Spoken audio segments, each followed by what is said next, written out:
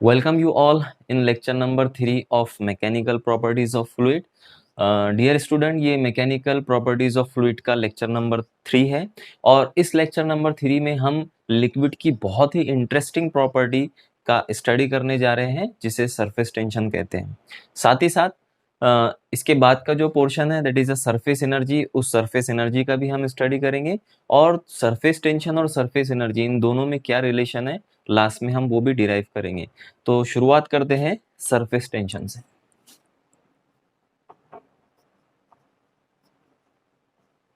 Surface tension जिसे सतही तनाव भी कहते हैं, सतही तनाव। एक्चुअली ये बहुत इंटरेस्टिंग प्रॉपर्टी है। इसके जो फैक्ट्स है डेली लाइफ में भी बहुत सारे फैक्ट्स हम ऑब्जर्व करते हैं। जैसे जो वाटर स्पाइडर्स हैं, वो वाटर स्पाइडर्स पानी की लेयर पर, पानी की सतह पर, सरफेस पे आसानी से चल सकते हैं। इसी तरह से छोटे छोटे जो इंसेक्ट्स होते हैं वो भी वाटर सरफेस पे चल सकते हैं। बहुत इंटरेस्टिंग फैक्ट है। इसी तरह से किसी निडल को या किसी ब्लेड को आप ग्रीस वगैरह अप्लाई करके उसे धीरे से जो है वाटर के अंदर आप छोड़ दीजिए, तो वो वाटर सरफेस पर निडल और जो ब्लेड आपने डाला है वो लेजर ब्लेड भी आसानी से फ्लोट करता है, तैरता है। इसी तरह से बचपन में एक खेल हम खेला करते थे, किसी सोप सॉल्यूशन में, साबुन के महलूल में एक सिलेंड्रिकल ट्यूब डुबोकर हम उसे जब उसमें एयर ब्लो करते थे तो एक बबल तैयार होता था। और अगर मैं आपसे सवाल करूं कि उस बबल की शेप क्या होती थी, तो आपका जवाब रहेगा वो बबल जो तैयार होता था it was spherical in shape. वो स्फेरिकल हुआ करता था इन शेप में, या फिर कुर्रवी जिसे आप कहते हैं। तो कुर्रवी शेप के बबल क्यों होते हैं? वाटर ड्रॉप्स, रेन ड्रॉप्स जो होते हैं वो स्फेरिकल क्यों होते हैं? इसी तरह से इंसेक्ट्स या स्पाइडर्स वगैरह पानी की सरफेस पे, वाटर सरफेस पे क्यों चल सकते हैं? तो इन सारे सवालों का जवाब है it is because of surface tension. अब सवाल ये पैदा हो रहा है कैसे कैसे ये सरफेस टेंशन इन सारी प्रॉपर्टी को शो करता है। तो इसका स्टडी करने के लिए या फिर इसे समझने के लिए हमें कुछ फोर्सेस का स्टडी करना बहुत ज़रूरी है। अगर वो फोर्सेस आपको पता चल जाए तो आसानी से ये सारे फैक्ट्स को आप समझ सकते हो और एक्सप्लेन भी कर सकते हो। तो स्टार्ट करते हैं हम बेसिक से, मैटर से स्टार्ट करते हैं। Everything is made up of matter, और मैटर जो बना हुआ होता है वो मॉलिक्यूल से बना हुआ होता है। तो इसको समझने के लिए एक पीस ऑफ मैटर हम यहाँ पर लेंगे और इसके अंदर बहुत सारे मॉलिक्यूल्स हैं। ये लिक्विड भी हो सकता है, सॉलिड भी। तो अभी हम लिक्विड का स्टडी कर रहे हैं तो फर्स्ट करेंगे हमारे पास में लिक्विड के ये मॉलिक्यूल्स है। अब लिक्विड के मॉलिक्यूल्स के बीच में एक फोर्स होती है जो एक दूसरे को क्या करते हैं, जिसकी वजह से एक दूसरे को अट्रैक्ट करते हैं। हर मॉलिक्यूल दूसरे मॉलिक्यूल को अट्रैक्ट करता है, फोर्स ऑफ अट्रैक्शन होता है इनके बीच में। और हम सबको पता है उस फोर्स ऑफ अट्रैक्शन को बोलते हैं हम inter molecular force of attraction. तो ये फोर्स को समझना बहुत जरूरी है, inter molecular force of attraction.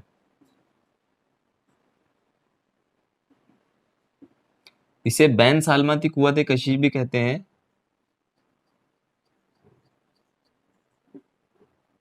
कुव्वत कशिश। तो ये जो बैन सालमाती कुव्वत कशिश है, ये कुव्वत कशिश दरअसल किसके बीच में पाई जाती है? मॉलिक्यूल्स के। हर मॉलिक्यूल दूसरे मॉलिक्यूल को अपनी तरफ अट्रैक्ट करता है। ये मॉलिक्यूल इसे अट्रैक्ट करेगा, ये मॉलिक्यूल इसके सराउंडिंग में जितने भी मॉलिक्यूल्स हैं उन मॉलिक्यूल को कुछ फोर्स से अट्रैक्ट करता है, और उस फोर्स को हम कहते हैं inter molecular force of attraction. अब ये inter molecular force of attraction को मजीद दो टाइप्स में क्लासिफाई किया जाता है, दो टाइप्स में डिवाइड किया जाता है। पहली जो टाइप है इंटरमोलिकुलर फोर्स ऑफ अट्रैक्शन की, it is a cohesive force. Cohesive force. और दूसरी जो इसकी टाइप है that is adhesive force. Cohesive force and adhesive force. These two forces are very much important. इन दोनों फोर्सेस की बेसिस पर हमें आगे भी बहुत सारे फिनोमिनॉन्स का स्टडी करना है। तो ये फोर्सेस को समझना बहुत जरूरी है, इन्हें रियलाइज करना, प्रैक्टिकली ऑब्जर्व भी आप इन दो फोर्सेस को कर सकते हैं। तो क्या होती है cohesive force? What is mean by cohesive force? Cohesive force means what? तो कोहेसिव फोर्स ऑब्वियस है कि सालमात के दरमियान की ही एक कुव्वत होंगी, लेकिन कौन से सालमात? तो उसका आंसर ये है कि एक ही सब्सटेंस के मॉलिक्यूल्स के दरमियान पाई जाने वाली फोर्स को हम कोहेसिव फोर्स कहते हैं। यानी the force between the molecules of a same substance is called as a cohesive force. एक ही सब्सटेंस के मॉलिक्यूल या सेम सब्सटेंस के मॉलिक्यूल्स के दरमियान जो फोर्सेस पाई जाती है उस फोर्स को कोहेसिव फोर्स कहते हैं। तो कोहेसिव फोर्स में ये वाला मॉलिक्यूल दोनों भी क्या होंगे? सेम सेम होंगे। एक ही सब्सटेंस के मॉलिक्यूल्स के दरमियान जो फोर्स पाई जाती है उस फोर्स को हम कहते हैं कोहेसिव फोर्स। और कोहेसिव फोर्स के ताल्लुक से अगर मैं बताना चाहूँ तो ये जो कोहेसिव फोर्स है सॉलिड के अंदर ये बहुत ज्यादा स्ट्रांग होती है। बहुत ज्यादा स्ट्रांग होने की वजह से आपने देखा होगा कि सॉलिड की जो शेप है, जो साख्त है वो परफेक्ट होती है, परफेक्ट एजेस उसको होते हैं। It is just because of cohesive force. वहीं पे गैसेस के अंदर अगर हम कोहेसिव फोर्स का स्टडी करें, गैसेस के मॉलिक्यूल्स के दरमियान जो कोहेसिव फोर्स होती है it is a very weak in gases. तो गैसेस के अंदर बहुत कमजोर फोर्स होती है, इसके लिए गैसेस का कोई परफेक्ट शेप नहीं होता है। अब आपको अगर कोहेसिव फोर्स रियलाइज करना है डेली लाइफ के अंदर तो एक शफाफ सतह लीजिए, एक प्लेन सरफेस लीजिए जो शफाफ साफ सुथरी होना चाहिए, और उस साफ सुथरी सतह पर वाटर के छोटे छोटे ड्रॉप्स आप ले लीजिए।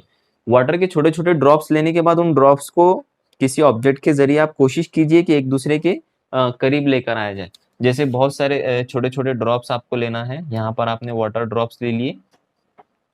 फिर किसी ऑब्जेक्ट के जरिए आप इन ड्रॉप्स को अगर एक दूसरे के करीब लेकर आए तो क्या होता है कि ये जो छोटे छोटे मिनी ड्रॉप्स थे ये एक बड़े से ड्रॉप में कन्वर्ट हो जाते हैं। Why? Because of cohesive force. क्योंकि हर मॉलिक्यूल दूसरे मॉलिक्यूल को अपनी तरफ अट्रैक्ट करता है और जिसकी वजह से ये एक बिगर मॉलिक्यूल के अंदर कन्वर्ट हो जाता है। It is just because of cohesive force. तो ये कोहेसिव फोर्स को आप रियलाइज कर सकते हो, प्रैक्टिकली उसे ऑब्जर्व भी कर सकते हो एक्टिविटी परफॉर्म करके। नेक्स्ट है adhesive force. What is mean by adhesive force, या इसे फोर्स ऑफ अडेजन भी कहा जाता है। फोर्स ऑफ अडेजन मतलब कोहेसिव फोर्स तो आपको पता है कि सेम मॉलिक्यूल के बीच में जो फोर्स पाई जाती है सेम सब्सटेंसेस के, तो उसे कोहेसिव फोर्स। दूसरी जो टाइप है अडेसिव फोर्स, इसे इस तरह एक्सप्लेन, इस तरह बयान कर सकते हैं हम कि डिफरेंट सब्सटेंसेस के मॉलिक्यूल के बीच में जो फोर्स पाई जाती है उस फोर्स को कहते हैं हम adhesive force. It is a force between the molecules of two different substances is called as adhesive force. तो डिफरेंट सब्सटेंसेस के मतलब ये भी डिफरेंट होगा, ये भी डिफरेंट मॉलिक्यूल होगा, और इनके बीच में जो फोर्स पाई जाएंगी उसे हम कहेंगे एएफ या फिर अडेसिव फोर्स।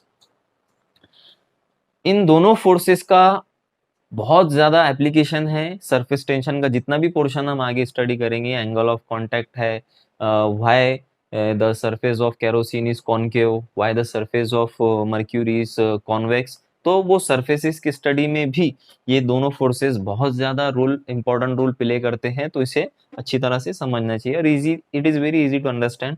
और नेक्स्ट, अडेसिव फोर्स को अगर आपको रियलाइज करना है, प्रैक्टिकली देखना है, तो क्या करो, एक ग्लास के अंदर वाटर लीजिए, कांच का गिलास, शीशे का, उसके अंदर आपको पानी लेना है। पानी लेने के बाद पानी उसमें से खाली कर दो। खाली करने के बाद में आपको गिलास के जो वॉल्स है उसको अच्छे से देखना है, बारीकी से देखना है। तो वाटर के गिलास के वॉल्स के ऊपर वाटर चिपका हुआ होता है। Water is sticks on a walls of a glass. तो ग्लास की वॉल पे वाटर चिपका हुआ होता है। अब गिलास के मॉलिक्यूल, शीशे के मॉलिक्यूल एक अलग टाइप के मॉलिक्यूल, और वाटर मॉलिक्यूल ये दूसरे टाइप के मॉलिक्यूल। तो दो डिफरेंट मॉलिक्यूल एक दूसरे को स्टिक हुए हुए हैं। It is just because of adhesive force. तो अडेसिव फोर्स को भी आप रियलाइज कर सकते हो डेली लाइफ के अंदर। So this is all about the cohesive and adhesive forces. अब ये जो इंटरमोलिकुलर फोर्सेस है, जैसे कि ये एक मॉलिक्यूल है, इस मॉलिक्यूल ये मॉलिक्यूल की फोर्स जो इंटरमोलिकुलर फोर्स ऑफ अट्रैक्शन है, जहां तक जिस रेंज तक के भी क्या कर सकती है, अमल कर सकती है या असरअंदाज इफेक्टिव हो सकती है, उस रेंज को कहते हैं रेंज ऑफ इंटरमोलिकुलर फोर्स। तो अगला जो कंसेप्ट है, रेंज ऑफ इंटरमोलिकुलर फोर्स, या इसे बैन सालमाती कुव्वत कशिश की हद भी कहा जाता है। तो रेंज ऑफ इंटरमोलिकुलर फोर्स यानी एक मॉलिक्यूल की जो इंटरमोलिकुलर फोर्स ऑफ अट्रैक्शन है, जहां तक भी इफेक्टिव हो सकती है, मतलब यहां तक इसकी फोर्स दूसरे मॉलिक्यूल को अपनी तरफ अट्रैक्ट कर सकती है। तो और इसके आगे अगर हम देखें तो इस मॉलिक्यूल की फोर्स दूसरे मॉलिक्यूल पर अट्रैक्ट नहीं कर सकती, असरअंदाज नहीं हो सकती। तो इस रेंज को, इस हद को क्या कहते हैं, रेंज ऑफ इंटरमोलिकुलर फोर्स। अब यही रेंज ऑफ इंटरमोलिकुलर फोर्स या बैन सालमाती कुव्वत कशिश की हद को हम इस्तेमाल करके कुछ एक स्फीयर बनाएंगे और उस स्फीयर को कहेंगे स्फीयर ऑफ इन्फ्लुएंस। किस तरह से, एक मॉलिक्यूल को एज ए सेंटर यहां पर लेना है, ओके, मरकज फर्ज करके, इसे सेंटर फर्ज करके एक रेडियस जो इक्वल है रेंज ऑफ इंटरमोलिकुलर फोर्स के, उतना रेडियस लेकर अगर आप एक स्फीयर ड्रॉ करो या एक कुर्रा यहां पर ड्रॉ करो इस तरह से, तो ये जो कुर्रा यहां पर हासिल होगा, इस कुर्रे को कहते हैं sphere of influence. Sphere of influence, या उर्दू में इसको मुतासिर कुर्रा भी कहा जाता है। तो मुतासिर कुर्रा या स्फीयर ऑफ इन्फ्लुएंस की डेफिनेशन काफी सिंपल है। कुर्रे के अंदर मरकज होगा और रेडियस होगा। तो मरकज एक मॉलिक्यूल को मरकज फर्ज करके और उसका radius equal to range of molecular force लेकर अगर हम उतने रेडियस का एक स्फीयर बनाए, मतलब एक 3 डायमेंशनल फिगर बनाए, स्फीयर बनाए, तो वो जो स्फीयर आपको हासिल होगा, it is called as sphere of influence. और एक बात अच्छी तरह से याद रखिए कि स्फीयर ऑफ इन्फ्लुएंस के अंदर ही जो मॉलिक्यूलर फोर्स ऑफ अट्रैक्शन है वो इफेक्टिव होती है, क्योंकि इसका जो रेडियस है it is equal to range of intermolecular force. तो it is a sphere of influence. Sphere of influence का भी हमें स्टडी जरूरत पड़ेगी सरफेस टेंशन के कंसेप्ट को समझने के लिए। इसके बाद 2 चीजें और इस्तेमाल करेंगे हम सरफेस टेंशन में, जैसे एक सरफेस फिल्म है, किसे कहेंगे, surface film. Surface film, surface film एक छोटी सी पतली सी फिल्म होगी जिसकी जो थिकनेस है, फर्ज करेंगे एक्स वाई और एक्स डैश वाई डैश, ये एक हमारे पास पतली सी फिल्म है। ये फिल्म की थिकनेस अगर equivalent to range of molecular force, range of intermolecular force के बराबर हो, तो इस सरफेस को, इस फिल्म को हम सरफेस फिल्म कह सकते हैं, बिकॉज इसकी जो थिकनेस है it is equal to range of molecular force रहेगी, यानी एक स्फीयर ऑफ इन्फ्लुएंस आप यहाँ पे डाल सकते हो। तो इसकी थिकनेस अगर equivalent to range of intermolecular force के इक्वल है तो इस फिल्म को हम सरफेस फिल्म कहेंगे। और एक होता है फ्री सरफेस,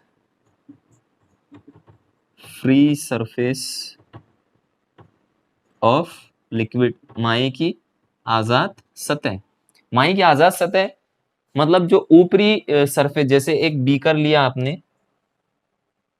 और इस बीकर में एक लिक्विड को फिल कर दिया, तो लिक्विड की जो ऊपरी सतह है, जहां पे ऊपर जो है एयर मॉलिक्यूल्स रहेंगे और नीचे वाटर मॉलिक्यूल्स रहेंगे या लिक्विड के मॉलिक्यूल्स रहेंगे, और इस सरफेस पे कोई भी शेयरिंग स्ट्रेस, कोई भी दूसरी फोर्स अप्लाई नहीं की जा रही हो, तो ऐसी सतह को हम कहेंगे माए की आजाद सतह, जो फ्री ऑफ फोर्स है, कोई फोर्स उस पर एक्ट नहीं हो रही है।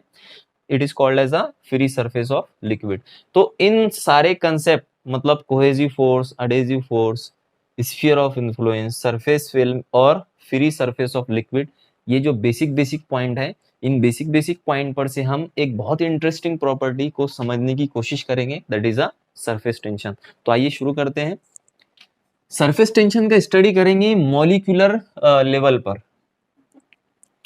तो surface tension on the basis of molecular theory, Salmi नजरिए की बुनियाद पर हम सतही तनाव का यहाँ पे मुताला करेंगे कि किस तरह से सरफेस टेंशन प्रोड्यूस होता है लिक्विड के अंदर, किसी भी माए के अंदर। माए कोई भी हो सकता है, केरोसिन हो सकता है, मर्क्यूरी हो सकता है, वाटर हो सकता है, कोई भी लिक्विड हो सकता है। सारे लिक्विड में सरफेस टेंशन या सतही तनाव क्यों पैदा होता है वो हमको स्टडी करना है on the basis of molecular level. तो surface tension on the basis of molecular theory, molecular theory. तो सालमी नजरिए की बुनियाद पर सरफेस टेंशन का हमें स्टडी करना है। अब मॉलिक्यूलर लेवल का स्टडी है तो थोड़ा सा कंसेप्चुअल होगा, क्योंकि मॉलिक्यूल्स हमको बाहर दिखते नहीं है, इसको जस्ट इमेजिन करना पड़ता है। तो फिजिक्स को समझने के लिए इमेजिनेशन पावर बहुत स्ट्रांग होनी चाहिए। जिसका इमेजिनेशन पावर जितना स्ट्रांग होता है उसको फिजिक्स उतने ही आसानी से समझ में आता है। जैसे the greatest scientist of all the time Albert Einstein ने कहा था कि imagination is more powerful than knowledge. तो इसका एक स्लोगन है कि इमेजिनेशन पावर ये बहुत ज्यादा स्ट्रांग होती है नॉलेज से। आपको बहुत ज्यादा नॉलेज है लेकिन इमेजिनेशन पावर वीक है तो कहीं तो भी आप कमजोर पड़ सकते हो, लेकिन इमेजिनेशन पावर आपका जितना स्ट्रांग होगा तो फिजिक्स को आप उतने ही अच्छे से समझ सकते हो। तो आइए कुछ इमेजिनेशन पावर का यूज कीजिए। यहाँ पर फर्ज कीजिए कि आपके पास में एक बीकर है, ओके। इस बीकर में आपने लिक्विड को फिल कर दिया है या किसी माए को फिल कर दिया है। ये माए की आजाद सतह, मतलब यहाँ पे एयर मॉलिक्यूल्स होंगे और नीचे के जो मॉलिक्यूल होंगे वो वाटर मॉलिक्यूल होंगे। तो नीचे वाटर मॉलिक्यूल, एक्स वाई को एक फ्री सरफेस कहेंगे हम, और नीचे एक थिकनेस एक्स एक्स डैश या वाई वाई डैश थिकनेस की एक फिल्म बनाए जिसकी थिकनेस इक्वल है range of molecular force of attraction. तो ये आजाद सतह हो गई, ये हो गई एक सरफेस फिल्म, जो दोनों भी हमने अभी थोड़ी देर पहले स्टडी किया है। इसमें अब मॉलिक्यूल्स के अंदर क्या चल रहा है मॉलिक्यूलर लेवल पर, उसका अगर हमको स्टडी करना है तो 3 मॉलिक्यूल्स हम फर्ज करेंगे, जस्ट लाइक अ जासूस। 3 जासूस फर्ज कर लो, उनको हम भेजेंगे। एक को डीप इनसाइड द लिक्विड, माए के अंदर या लिक्विड के अंदर एकदम डीपली रखना है उस मॉलिक्यूल को, फर्ज करेंगे उसका नाम ए है। दूसरे मॉलिक्यूल को यहाँ पर रख देंगे सरफेस फिल्म के अंदर बीचों बीच, और फ्री सरफेस के नीचे और सरफेस फिल्म के अंदर, मतलब यहाँ पे रखेंगे बी को। और तीसरा जो मॉलिक्यूल है उसको सरफेस जो फ्री सरफेस है उसके करीब रखेंगे सी को। अब इन सब मॉलिक्यूल्स के जो स्फीयर ऑफ इन्फ्लुएंस है, मतलब जहां तक कि उनकी molecular force of intermolecular force of attraction अमल कर सकती है या असरअंदाज हो सकती है, उसके स्फीयर ऑफ इन्फ्लुएंस भी हम यहाँ पे ड्रॉ कर लेंगे। तो ये स्फीयर ऑफ इन्फ्लुएंस है मॉलिक्यूल ए का, इसका स्फीयर ऑफ इन्फ्लुएंस इस तरह से ड्रॉ करेंगे, या फिर इसका थोड़ा सा पार्ट हवा में रखना है और मैक्सिमम पोर्शन इसका वाटर के अंदर रखना है। ये स्फीयर ऑफ इन्फ्लुएंस हो जाएगा बी का, it is a sphere of influence of B. और सी का जो स्फीयर ऑफ इन्फ्लुएंस है इसका हाफ पोर्शन वाटर में होगा और हाफ पोर्शन इसका एयर में होगा। तो ऐसे 3 स्फीयर ऑफ इन्फ्लुएंस आपको यहाँ पे फर्ज करना है, ओके। पोजीशंस देख लीजिए, सबकी अलग अलग है। जो स्फीयर ऑफ इन्फ्लुएंस है ए वो वाटर के अंदर उसके गहराई में मौजूद है, और बी सरफेस फिल्म में मौजूद है, और जो सी है सी ये फ्री सरफेस से थोड़ा सा नीचे मौजूद है। तो इसका जो स्फीयर ऑफ इन्फ्लुएंस है वो आधा एयर में है और उसका निस्फ वाटर में। अब इन तीनों स्फीयर ऑफ इन्फ्लुएंस या तीनों मॉलिक्यूल्स ए बी सी पर जो फोर्सेस अट्रैक्ट हो रही है उस फोर्सेस का हम स्टडी करेंगे वन बाय वन। तो सबसे पहले गौर करेंगे मॉलिक्यूल ए पर। मॉलिक्यूल ए आपको नजर आ रहा है कि ये वाटर के अंदर मौजूद है, उसकी गहराई में मौजूद है, और उसके अतराफ में बहुत सारे मॉलिक्यूल्स है जो उसको अपनी तरफ खींचेंगे या जिनकी फोर्स उस पर एग्जर्ट होंगी। तो in all possible direction, from all possible direction it is acted upon by force. तो हर मुमकिन सिमत से इस पर फोर्स अप्लाई हो रही है, हर मॉलिक्यूल की हर तरफ से इस पर एक फोर्स अप्लाई हो रही है। अगर मैं आपसे पूछूं कि नेट फोर्स कितना एक्ट हो रहा है यहाँ पर, तो ऑब्वियस है कि हर तरफ से अगर फोर्स अप्लाई हो रही है और इक्वल फोर्स अप्लाई हो रही है, इक्वल कोहेसिव फोर्स है यहाँ पर, एक ही टाइप के मॉलिक्यूल्स है वाटर के, तो इक्वल कोहेसिव फोर्स यहाँ पे अप्लाई हो रही है ए पर। इसके लिए जो नेट फोर्स है on A, net force on A, net force on A is equal to 0 है यहाँ पर। और ये 0 होने की वजह से बैलेंसिंग कंडीशन में रहेगा, वाटर के अंदर ही मौजूद रहेगा, ये ऊपर नहीं आएगा। सो ये हो गया मॉलिक्यूल ए के बारे में। What about molecule B? Molecule B का जो स्फीयर ऑफ इन्फ्लुएंस है, इसका कुछ पार्ट एयर में मौजूद है, यहाँ पे दिख रहा है आपको, इसका कुछ हिस्सा एयर में मौजूद है और आधे से ज्यादा हिस्सा वाटर के अंदर मौजूद है। तो यहाँ पे वाटर मॉलिक्यूल्स के बीच में जो कोहेसिव फोर्स है वो कोहेसिव फोर्स, और यहाँ पे कुछ एयर मॉलिक्यूल्स है उनके दरमियान अडेसिव फोर्स। तो कोहेसिव फोर्स यहाँ पे ऑब्वियस है कि बहुत ज्यादा है as compare to adhesive force. तो इसकी वजह से नेट फोर्स है वो डाउनवर्ड डायरेक्शन में एक्ट करेंगी। जो तरफ फोर्स ज्यादा लगती है उस तरफ जो है तो ऑब्जेक्ट की मोशन होती है। जैसे टग ऑफ वार के अंदर, रस्सा कशी के अंदर, जो टीम जितनी स्ट्रॉन्ग फोर्स से फोर्स अप्लाई करती है, दूसरी टीम उसकी तरफ मूव होती है, उसकी तरफ हरकत करती है। तो यहाँ पे फोर्स जो अप्लाई हो रही है, कोहेसिव फोर्स स्ट्रॉन्ग है एडहेसिव फोर्स से। इसके लिए ये जो मॉलिक्यूल है B, it is acted in a downward direction, it get attracted in a downward direction. तो ये डाउनवर्ड डायरेक्शन में अपनी जो हरकत है वो महसूस करता है। What about C? सी का तो आधा हिस्सा एयर में है और आधा ही हिस्सा लिक्विड के अंदर मौजूद है। तो यहाँ पे क्या होगा? यहाँ पे क्या एडहेसिव फोर्स इक्वल होंगी कोहेसिव फोर्स की? ऐसा हमको लगता है कि हो सकता है एडहेसिव फोर्स इक्वल हो कोहेसिव फोर्स की, लेकिन अगर आप डेंसिटी का स्टडी करें तो वाटर का जो डेंसिटी होता है एयर की डेंसिटी से बहुत ज्यादा होता है। मतलब इतने से पोर्शन में वाटर के जितने मॉलिक्यूल्स मौजूद होंगे वो मॉलिक्यूल बहुत ज्यादा होंगे एज कंपेयर टू ये हाफ पोर्शन के मॉलिक्यूल, क्योंकि वाटर की डेंसिटी कम है। डेंसिटी कम है मतलब मॉलिक्यूल्स उस सरफेस पे कम होंगे। तो ऑब्वियस है इक्वल पोर्शन होने के बावजूद भी यहाँ पे जो वाटर मॉलिक्यूल है वो ज्यादा है, मतलब उनके बीच की जो कोहेसिव फोर्स होंगी वो कोहेसिव फोर्स भी ज्यादा होंगी। कोहेसिव फोर्स ज्यादा होने की वजह से ये नेट फोर्स है वो नीचे की तरफ अमल करती है, और ये मॉलिक्यूल सी भी जो अपनी हरकत है वो नीचे की तरफ महसूस करता है। It is attracted in a downward direction. तो मॉलिक्यूल ए, बी और सी तीनों भी मॉलिक्यूल अपनी हरकत को वाटर के अंदर महसूस करते हैं। तीनों भी मॉलिक्यूल की टेंडेंसी होती है कि वो तीनों भी molecule they feel that they are attracted in a downward direction. वो डाउनवर्ड डायरेक्शन में अपनी मोशन को फील करते हैं।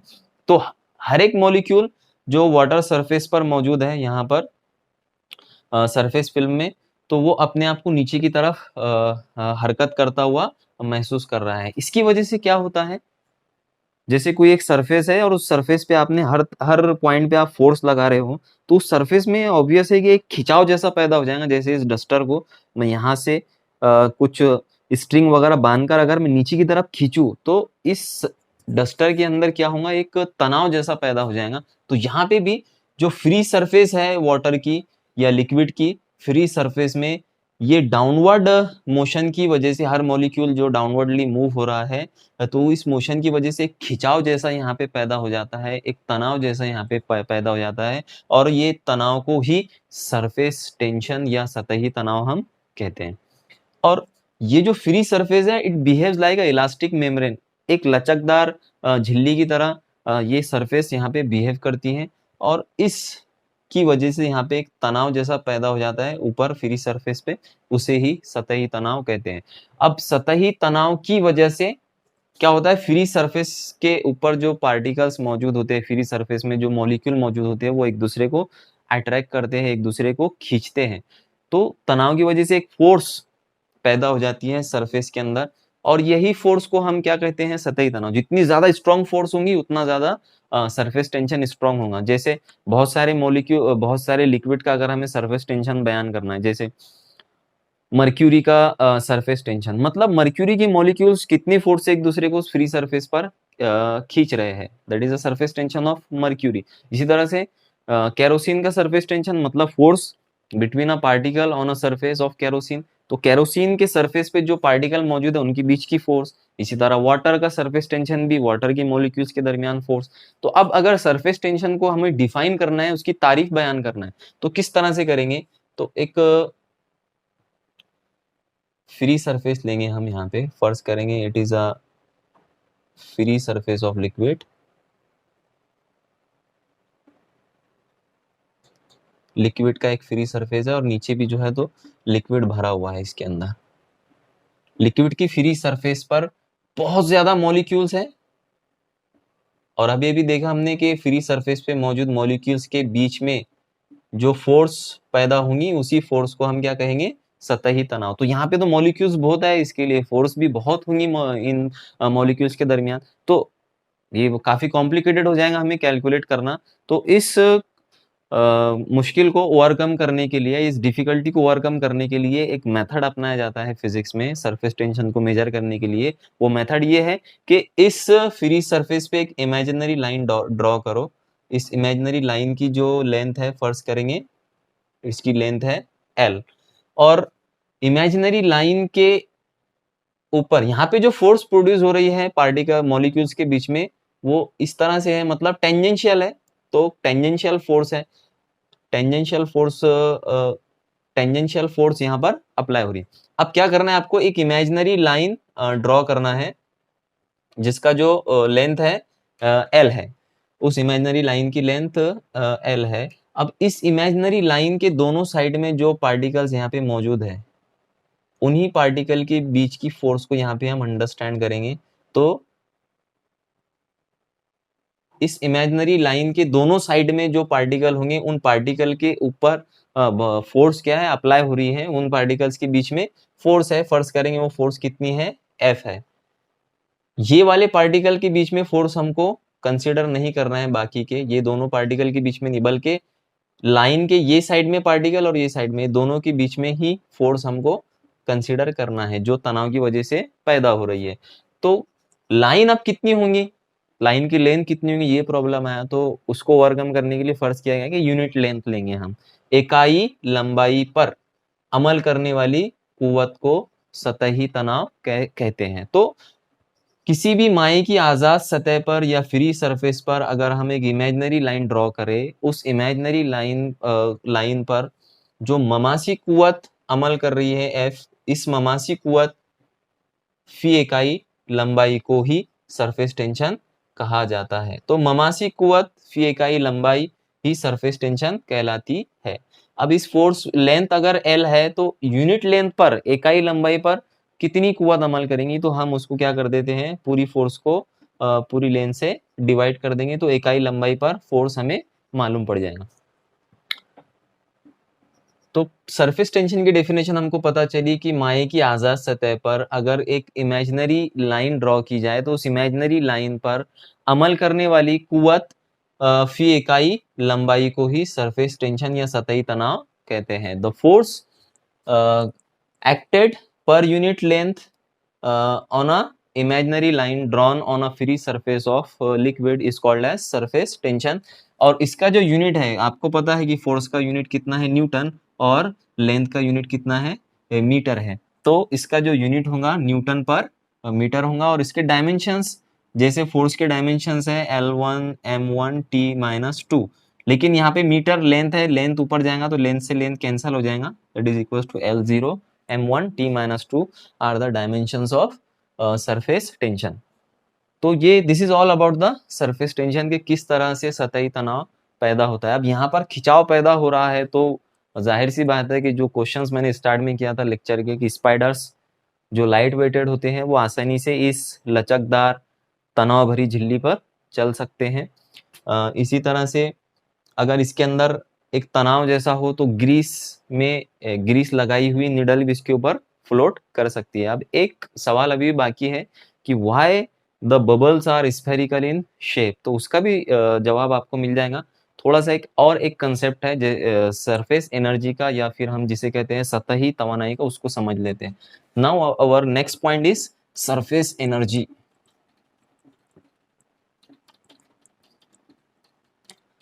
Surface energy, next point is surface energy, या इसे सतही तवानाई भी कहते हैं।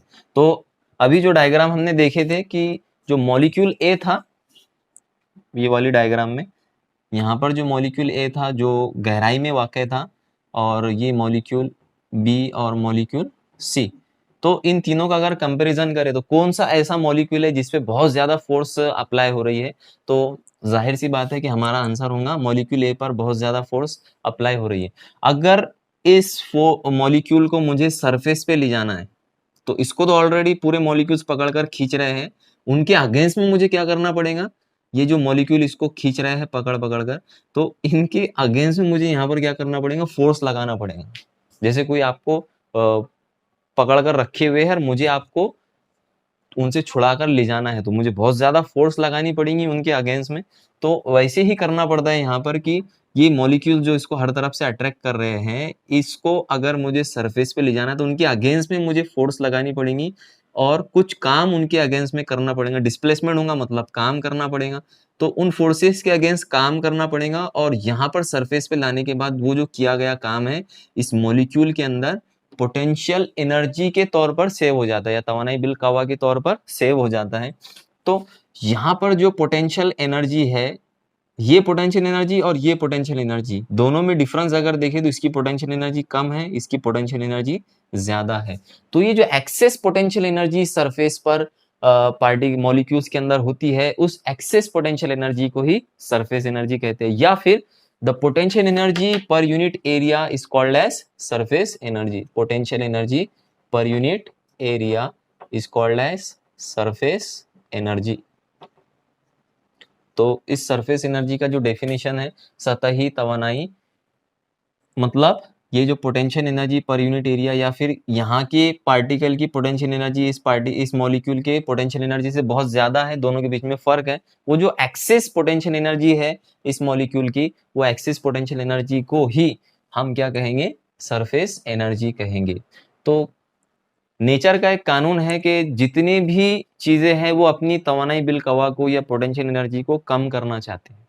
जैसे एक हाइट के ऊपर वाटर रखा हुआ है, वो वाटर चाहेगा कि उसकी पोटेंशियल एनर्जी को वो क्या कर दे, डिक्रीज कर दे। हाइट अगर बढ़ रही है तो ऑब्वियसली पोटेंशियल एनर्जी वहां पर आ जाएगी। तो अगर उसको हम एक रास्ता दे इस तरह से ढलान वाला, तो वो फ्लो होगा ऊपर से नीचे की तरफ, ताकि उसकी पोटेंशियल एनर्जी को कम कर दे। एक स्प्रिंग को अगर आप स्ट्रेच करें, उसके अंदर पोटेंशियल एनर्जी जनरेट हो गई, वो चाहेगा कि उसकी पोटेंशियल एनर्जी को कम ये कर दिया जाए, तो जैसे ही हम उसको रिलीज कर दें उसकी पोटेंशियल एनर्जी काइनेटिक एनर्जी में कन्वर्ट हो जाती है। ऐसे बहुत सारी एग्जांपल्स है कि नेचर का एक कानून है कि कोई भी चीज अपनी पोटेंशियल एनर्जी को क्या करना चाह रही है, कम करना चाह रही है। तो पोटेंशियल एनर्जी को कम करने के लिए जो सरफेस के मॉलिक्यूल है, वो सरफेस के मॉलिक्यूल चाहते हैं कि वो अपनी पोटेंशियल एनर्जी को कम करे और नीचे की तरफ वो अपनी मोशन करते हैं या फिर नीचे की तरफ अट्रैक्ट होते हैं। तो to decrease the potential energy, और जिसकी वजह से क्या होता है, बहुत सारे मॉलिक्यूल नीचे की तरफ चले जा रहे हैं, मतलब जो सरफेस एरिया है वो सरफेस एरिया को वो मिनिमाइज करने की कोशिश करते हैं, क्योंकि जितना बड़ा सरफेस एरिया होगा उतनी ज्यादा एनर्जी स्पेंड होगी। और कोई भी यूनिवर्स का कोई भी ऑब्जेक्ट, यहाँ तक कि मैं और आप भी ये चाहेंगे कि अपनी एनर्जी को हम बचा के रखें, ज्यादा एनर्जी खर्च ना करें। अगर किसी मार्केट में आप जाए, बहुत सारी शॉप्स है जहां से आपको एक सामान खरीदना है, तो आप उसी दुकान पर जाएंगे जहां पे वो सामान सस्ता होगा, जहां पे आपकी एनर्जी, आपका पैसा कम से कम लगेगा, तो उसी जगह से आप उसको परचेस करेंगे। ये एक नेचुरल थिंग है कि कोई भी शय अपनी एनर्जी को कम से कम स्पेंड करना चाहती है। तो वाटर भी अपनी एनर्जी को कम से कम स्पेंड करना चाहता है, क्योंकि सरफेस एरिया बनाने के लिए, फ्री सरफेस एरिया बनाने के लिए एनर्जी लगती है। तो यही वजह है कि जो एनर्जी स्पेंड करने का मामला है, वाटर अपनी एनर्जी को कम से कम स्पेंड करने की कोशिश करता है। अब बहुत सारे फिगर्स है ज्योमेट्रिकल, जो फिगर्स वो अपना सकता है, जो फिगर वो इख्तियार कर सकता है।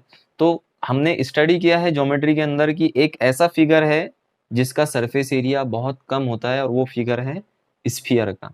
स्फीयर एक ऐसा फिगर है जिसका सरफेस एरिया बहुत कम होता है, जिसका सतही रकबा या फिर हम कहेंगे सरफेस एरिया ये बहुत ही कम होता है, लेस होता है। इसकी वजह से ये ज्योमेट्रिकल फिगर में कन्वर्ट होने के लिए उसको एनर्जी भी कम से कम लगेगी, क्योंकि इसका सरफेस एरिया, जितना ज्यादा सरफेस एरिया उतनी ज्यादा एनर्जी स्पेंड करनी पड़ती है। तो सरफेस एरिया अगर कम है तो एनर्जी भी कम स्पेंड करनी पड़ेगी। इसके लिए वाटर कम एनर्जी को स्पेंड करने के लिए क्या करता है, स्फेरिकल शेप अपना लेता है।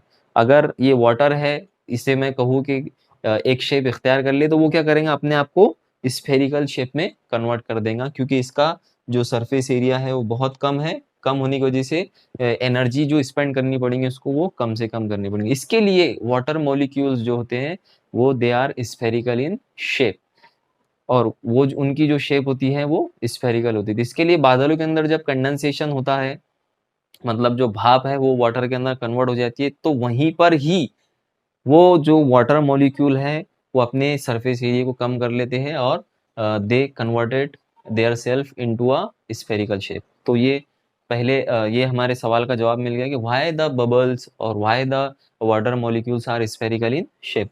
Now proceeding towards the next point. अब ये हो गया सरफेस एनर्जी, मतलब पोटेंशियल एनर्जी जो होती है सरफेस की वो ज्यादा होती है बाकी के मॉलिक्यूल से जो कि वाटर के अंदर मौजूद है, और उसी पोटेंशियल एनर्जी को हम सरफेस एनर्जी यहाँ पे कहते हैं। अब क्या रिलेशन है सरफेस एनर्जी और सरफेस टेंशन का, वो भी हमको यहाँ पे समझना है। तो next point, our next point is relation between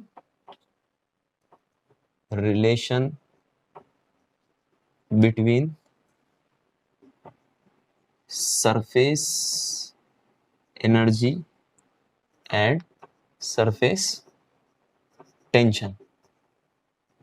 तो सरफेस एनर्जी और सरफेस टेंशन के बीच में क्या रिलेशन है, वो रिलेशन हमको डिराइव करना है। तो इसके लिए हम एक गेम प्ले करते हैं, एक छोटा सा गेम, एक छोटा सा खेल आपको खेलना है कि एक रेक्टेंगुलर शेप की एक फ्रेम लो आप।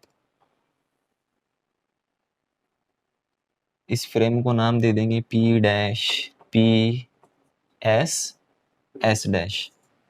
एक रेक्टेंगुलर फ्रेम लेना है, इस तरह लेना है कि उसका एक आर्म है QR, ये आर्म मूवेबल है, मतलब ये हरकत कर सकता है, आगे पीछे की तरफ स्लाइड कर सकता है, PS तक भी जा सकता है और P डैश S डैश तक भी ये मूव हो सकता है। जैसे स्लाइडिंग विंडोज वगैरह होती है जो स्लाइड करती है आगे पीछे की तरफ, तो ये वाला जो आर्म है QR ये स्लाइड कर सकता है आगे पीछे की तरफ।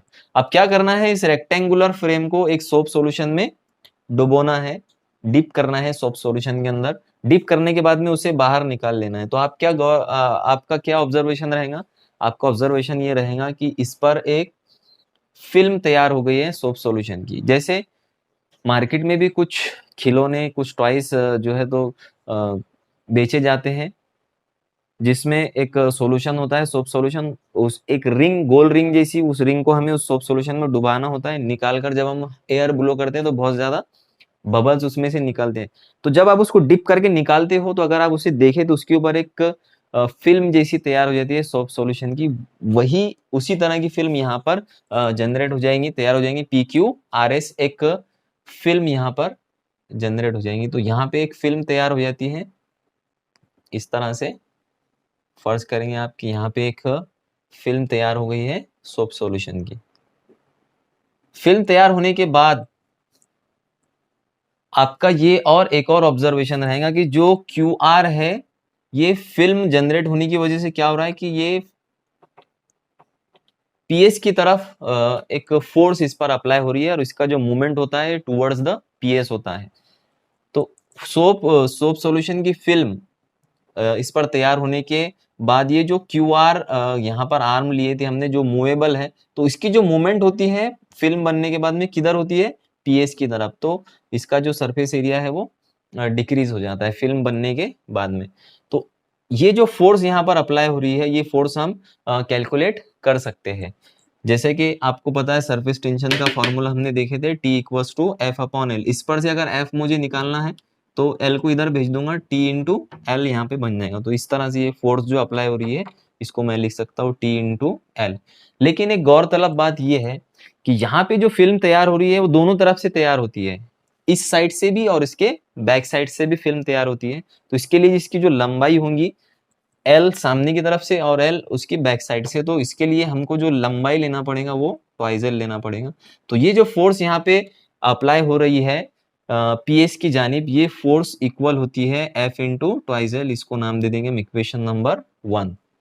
अब क्या करेंगे, हम इसको वापस एक इक्वल एंड अपोजिट फोर्स देंगे, इसी के इक्वल और अपोजिट एफ डैश, ताकि ये जो क्यू आर है ये क्यू डैश पर आ जाए, क्यू डैश आर डैश पर आ जाए। मतलब इसके अंदर एक डिस्प्लेसमेंट करेंगे dx,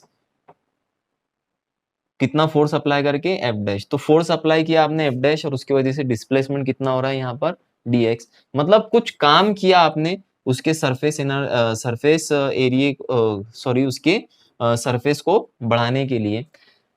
तो क्यू आर को हमने वापस एक फोर्स अप्लाई किया इमेजिनरी एफ डैश, और एफ डैश फोर्स अप्लाई करने के बाद इसमें dx हटाव पैदा, और ये सारा अमल आपको आइसोथर्मली करना है, मतलब टेम्परेचर को कांस्टेंट रखते हुए करना है। तो इक्वल एंड अपोजिट फोर्स देने के बाद उसमें डिस्प्लेसमेंट dx पैदा हुआ, फोर्स भी है डिस्प्लेसमेंट भी है, मतलब कुछ आप यहाँ पे काम कर रहे हो। सो वर्क डन dw, या फिर w से आप इसको रिप्रेजेंट कर सकते हो। तो this work done is equals to F dash into dx। और एफ डैश और एफ दोनों भी कैसे इक्वल है, एफ आपने यहाँ पर निकाल के रखा है तो एफ डैश की जगह एफ की वैल्यू आप यहाँ पे सब्स्टिट्यूट कर सकते हो।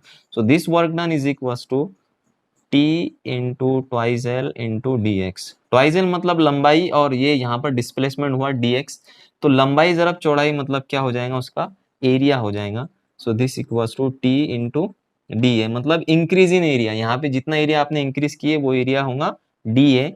So this work done is equals to T into dA, where dA is increase in area।